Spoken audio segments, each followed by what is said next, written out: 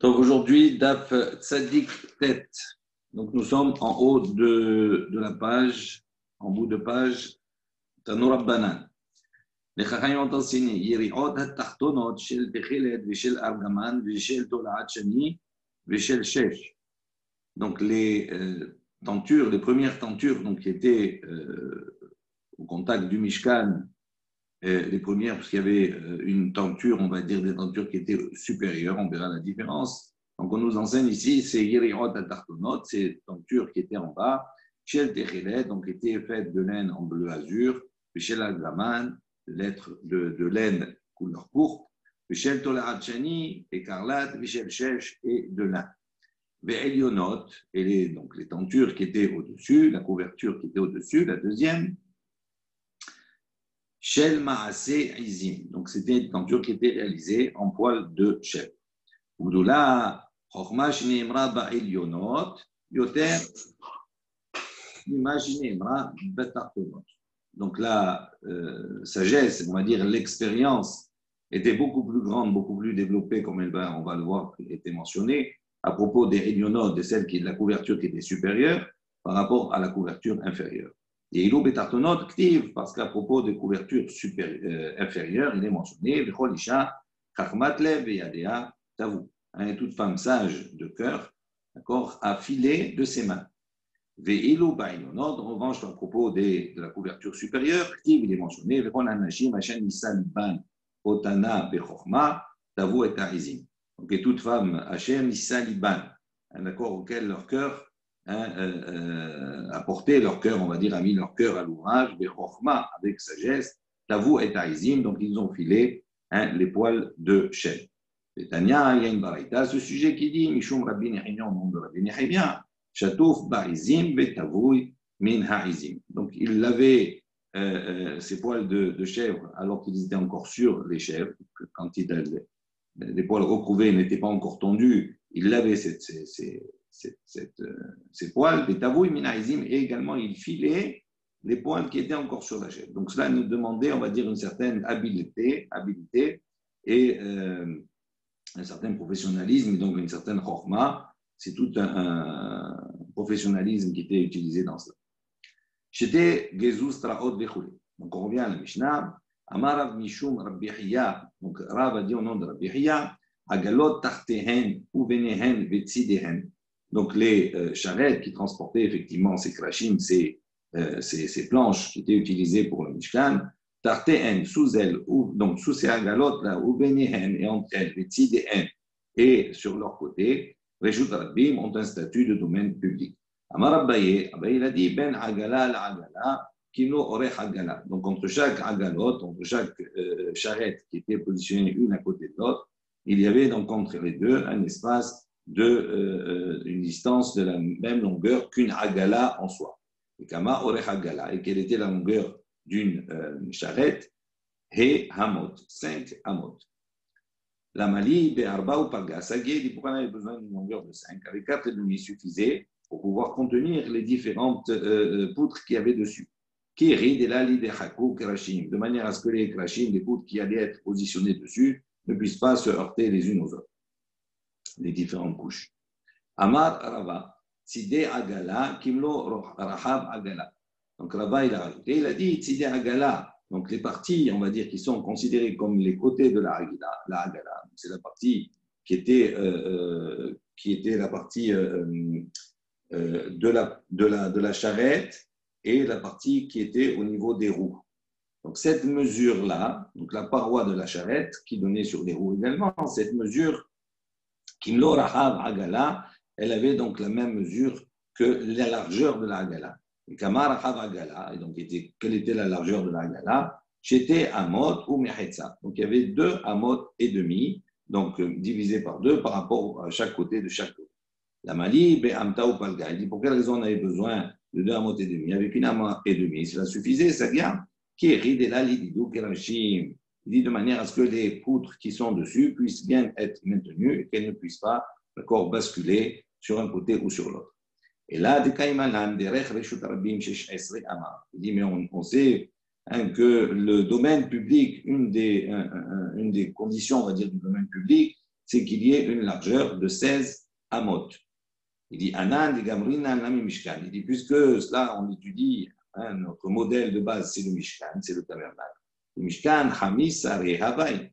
Le Mishkan, on voit qu'il y a eu uniquement ici 15 amot, qui est considéré comme Rishut Rabbim, puisqu'on avait 2 agalot, une à côté de l'autre.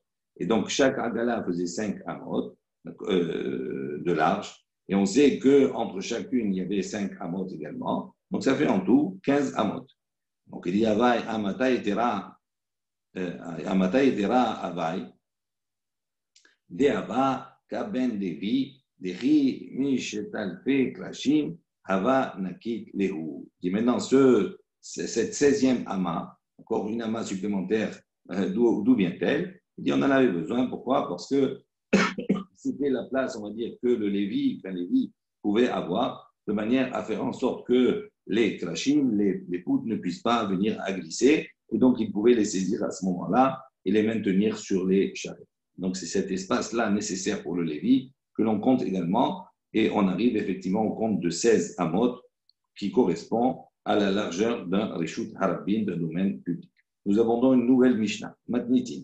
Chuliat Abor ve'asela shehen gov'in hasara ve'rochban arba'a hanotel mehen ve'noten al gaban hayab pachot miken patur.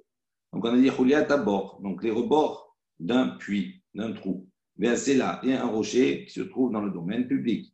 Shehen gov'in hasara, qui ont une hauteur de 10 fahim, encore à peu près 1 mètre, 80 cm à 1 mètre. Ve'rochban arba'a, et donc qui ont une largeur de 4 tefar sur 4. Donc ça, c'est les mesures normales pour considérer que cet endroit est un reshut al-yahid, c'est-à-dire un domaine privé. Un hôtel, mais si on prend d'elle un objet qui s'y trouve, un hôtel al-gaban, bien on y dépose un objet qui s'y trouve, chayav. À ce moment-là, on est chayav khatat, puisqu'on a fait akira et anakha dans un sens comme de l'autre, du domaine privé vers le domaine public ou inversement. Pachot miken, mais si maintenant la mesure est moins que 1 mètre ou moins que 4 sur 4, à ce moment-là, patour, mais on n'est pas tour d'apporter le korban khatat. Lama dit les mitne chuliat habor ve'asila. Il me pose la question pour quelle raison on a besoin de préciser chuliat habor, c'est-à-dire les bords du puits ve'asila et le rocher. Mitne habor ve'asila, on a qu'à enseigner directement un puits qui aurait la profondeur de 1 mètre et 4 sur 4. Et le sela, le rocher de la même manière. Mais ça y est, allez, les Rabbi Yochanan, ceci est certainement un appui à l'opinion de Rabbi Yochanan. Rabbi Yochanan a dit bor behuliata mistafin la asara. Donc si on a un puits et un bord, behuliata et son rebord, les deux peuvent s'associer pour arriver à une hauteur de asara tefahim.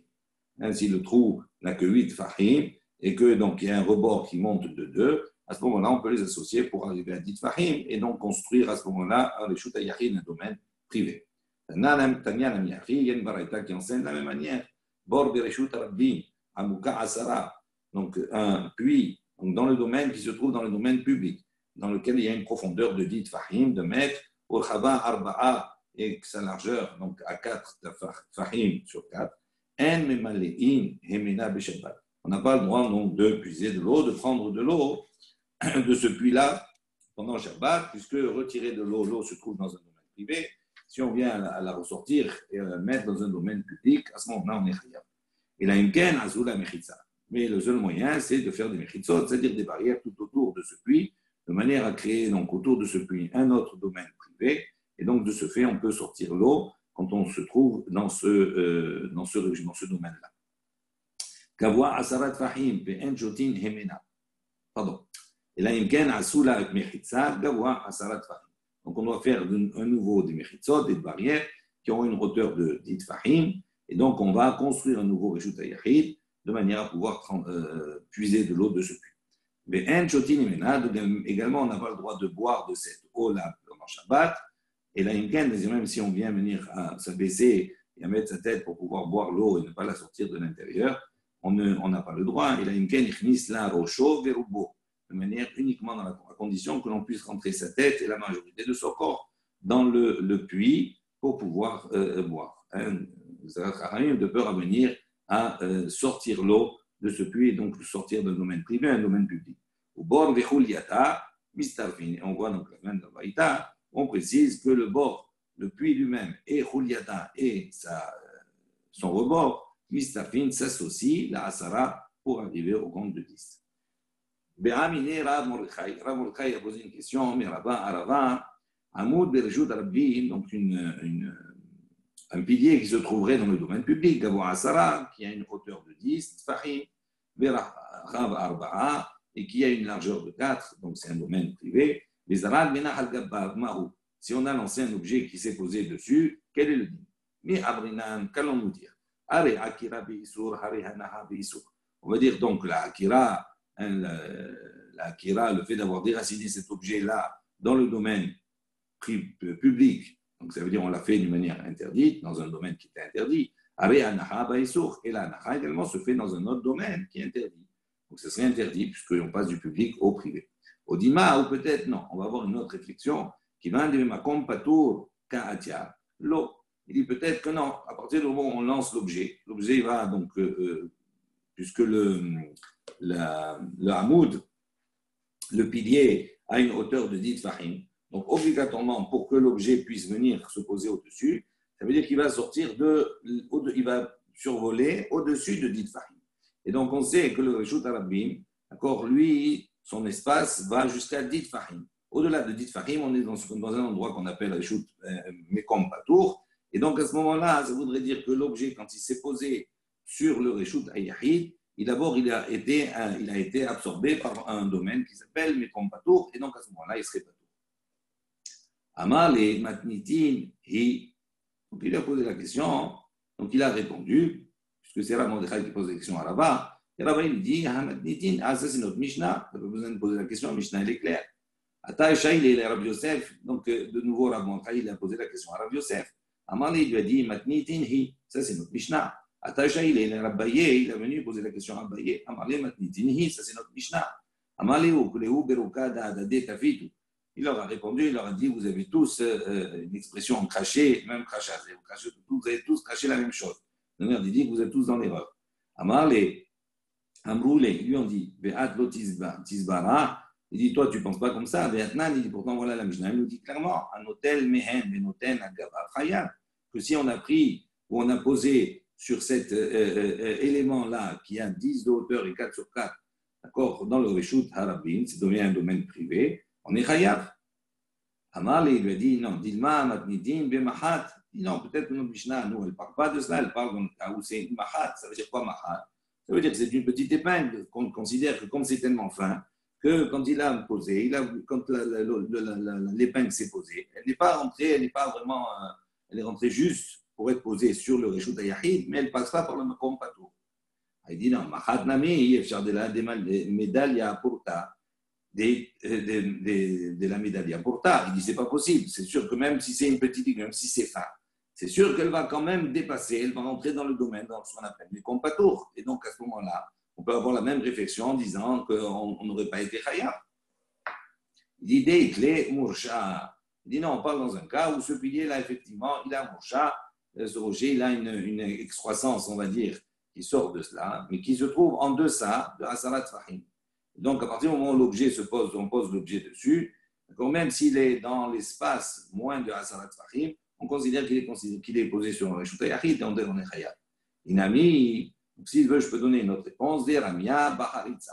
L'objet a été, s'il y avait un Haritza, donc il y avait une partie qui était trouée, il y avait un trou, donc une fente dans le rocher, dans la poutre, dans le hamoud, et donc à ce moment-là, la mahat elle est rentrée, l'objet est rentré à l'intérieur, et donc même si dans l'intérieur il n'y a pas un 4 sur 4, mais l'objet dans lequel il repose, il a 4 sur 4 sur 10, donc à ce moment-là, il est hayab, même si effectivement, il n'a pas dépassé les Asarat Fahim, il est à l'intérieur des Asarat Fahim. Donc toute la question reste. Amar Miyasha, Ba'e Rabbi Yohanan. Donc Rabbi Miyasha, il a dit, Rabbi Yohanan, il a posé une question. Kotel Verjout Rabbi Mgavoa Asara, donc un mur qui se trouverait dans le domaine public, qui aurait une hauteur de 10. Beno Rahab Arba, mais qui n'a pas donc une largeur de 4. Au Moukaf des Carmélites. Et ce mur-là fait fonction, on va dire, de barrière à un endroit qui est carmélite. Donc ça veut dire que le fait qu'on mette ces barrières, ce mur tout autour, on crée à ce moment-là, de ce carmélite, on en fait un Reshut Hayahid, on en fait un domaine privé. Donc il en fait effectivement un domaine privé. Maintenant, si quelqu'un a envoyé un objet et il s'est posé sur ce petit muret-là, ce mur, ou cette barrière qui a la hauteur requise, c'est-à-dire à Sarat Fahim, mais qui n'a pas la largeur, parce qu'il y a moins que Arba. Donc ça veut dire en soi, il n'y a pas un Rishut Yahid à ce moment-là. Mais comme cette barrière fait fonction et qu'elle crée un Rishut Yahid, Mahou, on pose la question, quel est le dit? Mais Amrinan, est-ce que nous allons dire on va dire, puisqu'il n'a pas une largeur de 4. Donc à ce moment-là, on sait que un pilier qui aurait une hauteur, par exemple, de Asarat Fahim, qui se trouve dans le domaine public et qui a moins que 4 de large, à ce moment-là, c'est considéré comme patour. Donc à ce moment-là, il serait patour. Au Dilma, ou peut-être, non, on va dire, Kiman de Asaour et Shut Yahid, Kiman Demale, Demaya, Damia. On va dire, puisque ce muret-là, cette barrière, fait objet à la fonction de créer un domaine privé. Peut-être qu'on va considérer que comme elle crée le domaine privé, c'est comme si c'était tout fermé en hauteur, et donc quand l'objet vient se poser sur lui, c'est comme s'il se posait sur toute la surface, c'est-à-dire plus que 4 sur 4. Amar Oula. Donc Oula, il dit, Kalba Homer, il répond ça, c'est un Kalba Homer, c'est un raisonnement a fortiori. Les Ahirim, Osé Mechitza, les Asma, la Koshik, les Asmo, la Koshik. Il dit, on voit que ce muret-là, qui effectivement n'a pas les mesures requises pour être considéré comme un domaine privé, mais lui permet, d'accord, on sait Mechitza, il fait une Mechitza pour les autres, c'est-à-dire pour tout le carmélite, il en fait un domaine privé. Il dit là, maintenant pour lui-même, la Kolcheken a plus forte raison qu'on va le considérer comme un domaine privé. Itmar Nami, on a enseigné également, Amar Rabbi Hiya Barashi, Amar Rabbi Hiya Barashi, Adino Dora, Bechen Amar Rabbi Yitzhak, Amar Rabbi Yohanan, également Rabbi Yitzhak, Adino Rabbi Yohanan, Kotel Verjut Rabbi Mgavoa Asara, un mur dans le domaine privé qui a une hauteur de 10, Benor Ahab Arba qui n'a pas donc une largeur de 4, Moukaf les carmélites, Vazaour et Yahid, et donc il entoure un carmélite, il en fait un domaine privé. Azoreg, Vena Hadabar, si on a lancé, l'objet s'est posé sur cette barrière, Hayab, il est condamnable. La Harim, Osem Hitza, les Asmo, la Kol Shiken, si déjà pour les autres, il en fait, il est considéré comme une Mehitza, il crée un domaine privé, il dit pour lui-même, à plus forte raison. Baé Rabbi Yohanan a posé la question. Bor Tish'a, Ve'akar Mimenu Chulia, Ishtima la Asara, Mahou. Donc Rabbi Yohanan a posé une question intéressante. Il a dit un puits qui a une profondeur de 9 tfahim. Ve'akar Mimenu, maintenant on a enlevé de sa profondeur une partie de terre, une Chulia, on a enlevé une masse, d'accord? Ve'ishtima la Asara. Et en enlevant cette partie de terre, on a donc comblé, on est arrivé à une profondeur de 10. Mahou, il dit, quel est le dit? Est-ce qu'on va considérer qu'on a une double action? Akirat hafez, donc on enlève un objet, c'est-à-dire une partie de terre. Et en même temps, le fait d'enlever cette partie de terre-là, on crée une mechitza, c'est-à-dire on crée maintenant une mechitza qui a 10 fahim. En même temps, c'est une action qui se passe en même temps. Il dit à ce moment-là, Mechayev, on est chayav. Il a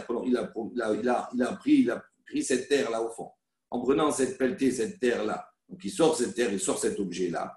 Donc quand il sort, quand il a détaché du fond, il a créé à ce moment-là 10 fahim. Et donc ce bord-là, il devient un Reshut Yahid. Et quand il prend cette terre et qu'il le pose sur le bord, il le pose dans le Reshut Rabbim. Donc à ce moment-là, on pourrait considérer qu'il est chayav. Donc est-ce que c'est la première question? Ou bien l'homme est chayav, ou bien on va dire non. Pourquoi? Parce qu'à partir du moment où il a pris dans un endroit où il n'y avait pas Asarat Fahim, donc ce n'était pas considéré comme un Reshut à Yahid, d'accord? Et donc on ne peut pas le rendre coupable.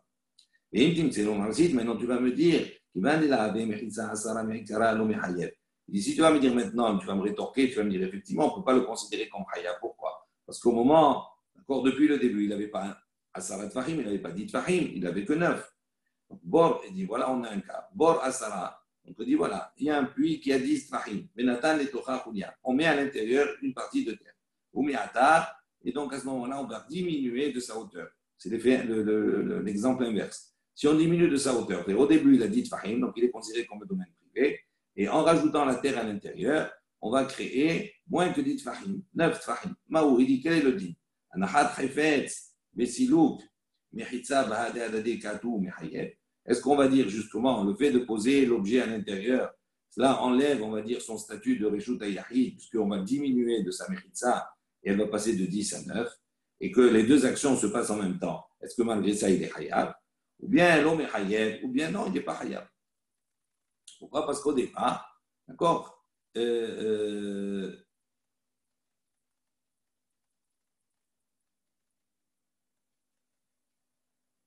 alors, bon, on a dit Asara minatan tukhakul yawm adwan udema, Hafiz Zidou Mitsa Ba'da Dekati Mihayeb, ou l'homme est Hayab. Non, non, c'est pas Hayab. Tifshot les mididé, donc on va solutionner de lui-même, d'Itnan, de la Mishnah, comme on voit dans la Mishnah, il y a une Mishnah qui dit Azorek Arba Amot Bakotel. Donc celui qui lance donc Arba Amot Bakotel, un objet, d'accord, à quatre pas, à quatre amot sur un mur. On a dit si il lance au-dessus de Asarat Fahim, c'est comme s'il lançait en l'air. Les matami Asarat Fahim, s'il envoie donc en deçà de 10 Fahim, c'est considéré comme s'il envoyait par terre. Il y a Zorek Baaretz, Arba Amot, Hayab, et celui qui lance par terre, donc Arba Amot, il est Hayab. Nous avons dit à ce propos-là, on a posé la question, bien à l'onar, et pourtant il ne repose pas par terre. Il dit parce qu'il considère qu'à partir du moment où il est Zorek, où il envoie l'objet sur le mur, imaginons que le mur il soit juste un peu plus que Arba Amot.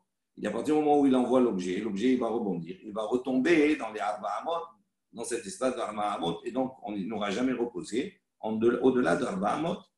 Et Amar Yohanan, il dit, pour contourner cette difficulté, cette question, il dit Bitvela, Shemena, Shaninu. On parle ici d'une fille qui est bien mûre et qui est assez collante pour ne pas retomber, mais elle se colle au mur.